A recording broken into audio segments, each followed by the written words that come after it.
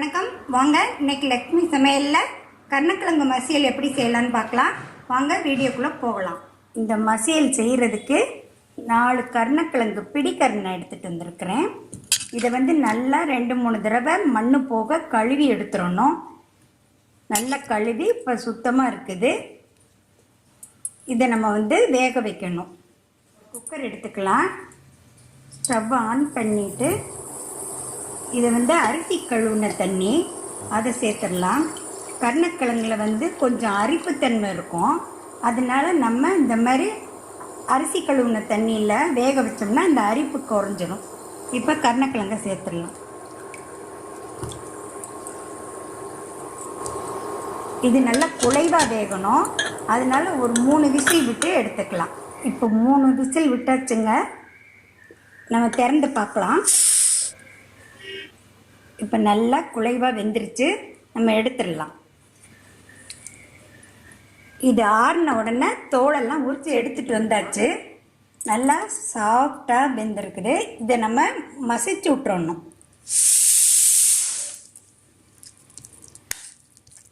இந்த அளவுக்கு மசிச்சு விட்டால் போதும். இப்போ ஸ்டவ்வை ஆன் பண்ணி கடாயை வச்சுருக்கிறேன். அதில் ஒரு 2 டீஸ்பூன் எண்ணெய் விட்டுக்கலாம். இப்போ 1 டீஸ்பூன் கடுகு சேர்த்துடலாம். 1 டீஸ்பூன் உளுந்தம்பருப்பு சேர்த்துடலாம். இது நல்லா செவந்து வரட்டும். இப்போ சின்ன வெங்காயத்தை பொடியாக கட் பண்ணி வச்சுருக்கிறேன். அதை சேர்த்துடலாம். சின்ன வெங்காயம் போட்டால் தான் நல்லாயிருக்கும்.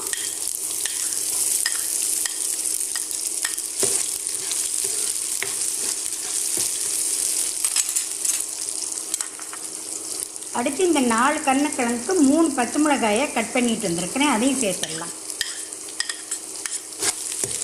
பச்சை மிளகாய் வெங்காயம் நல்லா வதங்கி வரட்டும். இப்போ கருவேப்பிலை சேர்த்துடலாம்.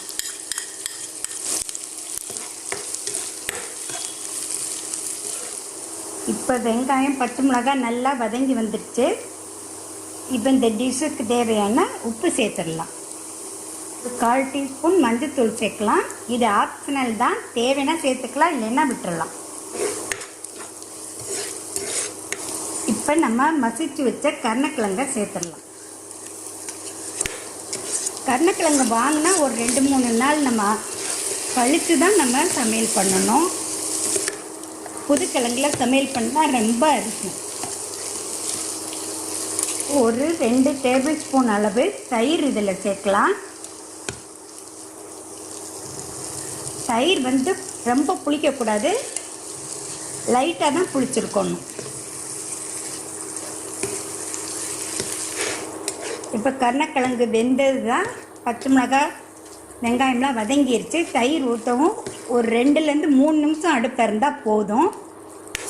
இப்போ ஒரு 3 நிமிஷம் கழித்து நம்ம பவுலுக்கு மாற்றிடலாம். இப்போ நம்ம கருணக்கிழங்கு மசியல் ரெடி ஆயிடுச்சு. இந்த அளவில் நீங்களும் செஞ்சு பாருங்கள். காரக்குழம்புக்கு, புளிக்குழம்புக்கு, இதுக்கெல்லாம் நல்லா டேஸ்ட்டாக இருக்கும். இந்த வீடியோ உங்களுக்கு பிடிச்சிருந்தா லைக் பண்ணுங்கள், கமெண்ட் பண்ணுங்கள், ஷேர் பண்ணுங்கள். நம்ம சேனலை சப்ஸ்கிரைப் பண்ணிக்கோங்க. பக்கத்தில் இருக்க பெல் பட்டனையும் கிளிக் பண்ணுங்கள். நன்றி, வணக்கம்.